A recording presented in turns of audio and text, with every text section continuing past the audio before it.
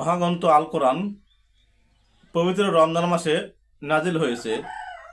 তাই রমজান মাসে বেশি বেশি তেলাওয়াত করা মুমিনের মূল কামনা।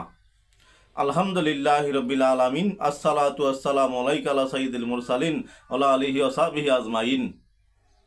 সমস্ত প্রশংসা একমাত্র মহান আল্লাহ তাআলার জন্য এবং লাখো কোটি বরং তার চেয়ে বেশি দুরূদ ও সালাম শ্রেষ্ঠ নবী, প্রিয় নবী রাসূল পাক সাল্লাল্লাহু আলাইহি সাল্লামের উপর। সম্মানিত বিওয়াস, সম্মানিত দিনী ভাই বোনেরা, আশা করি মহান আল্লাহ তাআলার অশেষ রহমতে ভালো আছেন। তাই আসুন শুকরিয়াতান বলি আলহামদুলিল্লাহ। আপনারা দেখছেন মদিনার পথে 97 ইউটিউব চ্যানেল। এই চ্যানেলের মূল উদ্দেশ্য কোরআন এবং হাদিস থেকে ইসলামিক ভিডিও আপলোড করা। তাই যারা নতুন দেখেছেন অনুগ্রহ করে সাবস্ক্রাইব করে পাশে থাকা বেল আইকনটি ওপেন করে দিবেন এবং ভালো জিনিস বেশি বেশি শেয়ার করবেন, নেকি হতে পারে। আলহামদুলিল্লাহ। আজকে আমাদের বিষয় হচ্ছে মহাগ্রন্থ আল কোরআনের 44তম সূরা, সূরা দুখান এর থেকে সংক্ষিপ্ত কিছু আলোচনা করা। আল্লাহ তাআলা যেন আমাকে বলার এবং আপনাদেরকে শোনার তৌফিক দান করেন। এর উসিলায় সকল মুসলমানকে ক্ষমা করে দেন, আমিন। বিসমিল্লাহির রহমানির রহিম। সূরা দুখান পবিত্র কোরআনের 44তম সূরা, যা মক্কায় অবতীর্ণ হয়, যার আয়াত সংখ্যা 59, রুকু সংখ্যা 3, সিজদার আয়াত নাই। এ মহাপবিত্র সূরাটিতে 10 নম্বর আয়াতে দুখান শব্দটি এসেছে। সূরাটির শুরুর দিকে পবিত্র কোরআনের কতিপয় বিশেষ বৈশিষ্ট্য, শ্রেষ্ঠত্ব, মর্যাদার কথা বর্ণনা করা হয়েছে। বিশেষ বৈশিষ্ট্য, শ্রেষ্ঠত্ব, মর্যাদার কথা বর্ণনা করা হয়েছে।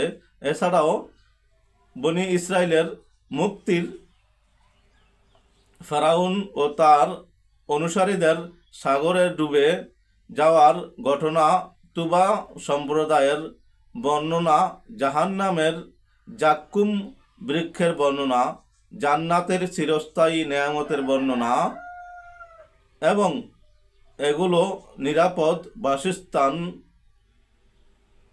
বলে উল্লেখ করা হয়েছে। সূরাটিতে ফেরাউনের সীমালঙ্ঘনকারীদের মধ্যে শীর্ষস্থান বলে উল্লেখ করা হয়েছে। সূরাটির বিশেষ বৈশিষ্ট্য হলো এটি রাতে পাঠ করলে 70,000 ফেরেশতা তার জন্যে ক্ষমা প্রার্থনা করবে। তাই আসুন আমরা সূরা দুখান বেশি বেশি পাঠ করি। সূরা দুখানের আরও বহু ফজিলত রয়েছে। আমরা হাদিস থেকে সংক্ষিপ্ত জানব এর ফজিলত কি রয়েছে। হযরত আবু হুরায়রা রাদিয়াল্লাহু আনহু বলেন, রাসূলুল্লাহ সাল্লাল্লাহু আলাইহি সাল্লাম বলেছেন, যে ব্যক্তি রাতে সূরা দুখান পাঠ করবে সে এ অবস্থায় সকাল করে যে তার জন্যে 70,000 ফেরেশতা ক্ষমা প্রার্থনা করে। বাইহাকি ফি শুআবুল ঈমান, হাদিস নং 2246। অপর হাদিসে হযরত আবু হুরায়রা রাদিয়াল্লাহু আনহু হতে বর্ণিত, তিনি বলেন, রাসূলুল্লাহ সাল্লাল্লাহু আলাইহি সাল্লাম বলেছেন, যে ব্যক্তি জুমার রাতে সূরা দুখান পাঠ করে সে ক্ষমাপ্রাপ্ত অবস্থায় সকাল উপনীত হবে। বাইহাকি ফি শুআবিল ঈমান, হাদিস নং 2247। অপর হাদিসে আমরা জানতে পাই, হযরত হাসান রাদিয়াল্লাহু আনহু হতে বর্ণিত, নবী করিম সাল্লাল্লাহু আলাইহি সাল্লাম বলেছেন, যে ব্যক্তি রাতে সূরা দুখান পাঠ করে তাকে ক্ষমা করে দেওয়া হবে। জামিউল আহাদিস, জামউল জাওয়ামি আও আল জামিউল কাবির লিসসুতি, ফাদাইলুল কোরআন লিবনিদ দুরাইস, হাদিস নং 222। অপর একটি হাদিসে পাওয়া যায়, হযরত আবু হুরায়রা রাদিয়াল্লাহু তাআলা আনহু হতে বর্ণিত, তিনি বলেন, রাসূলুল্লাহ সাল্লাল্লাহু আলাইহি সাল্লাম বলেছেন, যে ব্যক্তি সন্ধ্যায় পূর্ণ সূরা দুখান হামিম গাফির থেকে ইলাইহিল মাসির পর্যন্ত আয়াতুল কুরসি পাঠ করে তাকে এগুলোর মাধ্যমে সকাল পর্যন্ত হিফাজত করা হবে।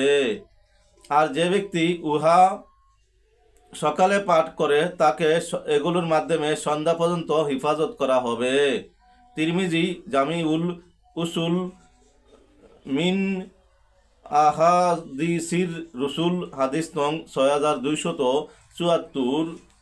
অপর একটি হাদিসে আমরা জানতে পারি, হযরত আবু উমামা রাদিয়াল্লাহু তাআলা আনহু হতে বর্ণিত, তিনি বলেন, রাসূলুল্লাহ সাল্লাল্লাহু আলাইহি সাল্লাম বলেছেন, যে ব্যক্তি জুমার রাতে অথবা জুমার দিনে সূরা হামিম আদ-দুখান পাঠ করে আল্লাহ তাআলা তার জন্য জান্নাতে একটি ঘর তৈরি করবেন।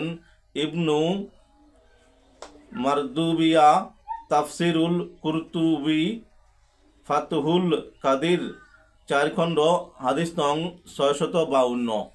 সম্মানিত ভিউয়ার্স, সম্মানিত ভাই বোনেরা, আজকে আমরা যা কিছু শুনলাম, আল্লাহ তাআলা যেন আমল করার তৌফিক দান করেন এবং এর উসিলায় আমাকে এবং পিতামাতাকে এবং সকল মুসলমানকে এর উসিলায় মাফ করে দেন। সম্মানিত দিনী ভাই বোনেরা, সম্মানিত ভিউয়ার্স, উপকার মনে হলে অবশ্যই সাবস্ক্রাইব, শেয়ার ও লাইক করতে ভুলবেন না। সকলের কাছে দোয়া চাই, মহান আল্লাহ তাআলা যেন আমাকে এই ক্ষুদ্র প্রয়াসের উসিলায় দুনিয়া আখিরাতে কামিয়াব দান করেন। আসসালামু আলাইকুম ওয়া রাহমাতুল্লাহি ওয়া বারাকাতুহু।